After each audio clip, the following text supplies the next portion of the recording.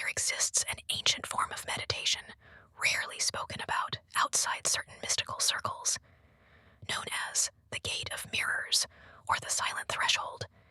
It's said to be a practice designed to strip away your conscious identity and reveal the hidden forces of reality. But with that revelation comes risk. Those who have gone too deep have reported terrifying encounters, psychological breakdowns, and in rare cases, never being the same again. This story comes from a real practitioner, a man named David, who sought spiritual truth but found something far darker than he had imagined. David was a seasoned meditator. He had practiced various techniques for years, from breath-focused awareness to transcendental meditation. But one day, he met an enigmatic teacher at a spiritual retreat who whispered about a higher path. This teacher described a method said to unlock the boundaries between consciousness and the unseen world. The warnings were clear. You'll face things that are not human, and the reflection of your fears will become very real. Despite the warnings, David was intrigued. He wanted answers to life's biggest questions. What lies beyond the mind? What is the ultimate truth of existence? The process was deceptively simple. Step 1. Meditate in a room with no distractions. No lights, no mirrors, no sound. Sit in complete silence at the stroke of midnight. Step 2. Focus on a single mantra repeated internally. The mantra was given by the teacher and translated roughly to, "Let me see my reflection in truth." Step 3. Avoid fear at all costs. The moment fear takes hold, the gate between your conscious and unconscious mind can destabilize. David followed these instructions on a cold winter night.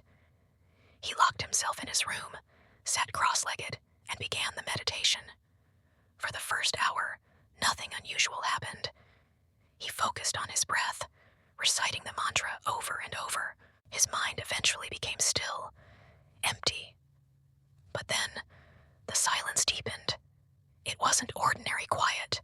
It was an oppressive, suffocating silence, as though every sound in the universe had been swallowed whole.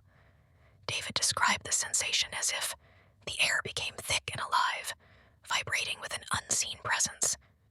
He opened his eyes briefly, only to see a faint shadow in the corner of the room, standing perfectly still. His rational mind told him it was a trick of the darkness, but deep down, he knew something had shifted. He closed his eyes again, trying to focus on the mantra, but the figure didn't vanish. The mantra began to distort. Words echoed inside his mind, in voices not his own. He heard whispers, conversations between beings he couldn't comprehend. One voice grew louder, saying, "The mirror is ready." David felt compelled to open his eyes again. This time, he wasn't in his room anymore. The walls seemed to melt into darkness. In front of him, a large mirror-like void appeared, reflecting not his physical form, but a warped, shadowed version of himself, with hollow eyes glowing faintly. The reflection spoke. "You seek truth, but are you ready to lose everything that defines you?" David tried to respond, but he couldn't move or speak. The reflection began to shift, showing images from his darkest fears and regrets, memories he had buried long ago. He saw himself as a child, lost and afraid. He saw the death of loved ones. He saw visions of betrayal and failure. The presence in the room grew stronger. He felt cold fingers brushing his shoulder, though nothing was there. Panic began to rise in his chest. He knew he was on the edge of losing control, exactly what the teacher had warned against.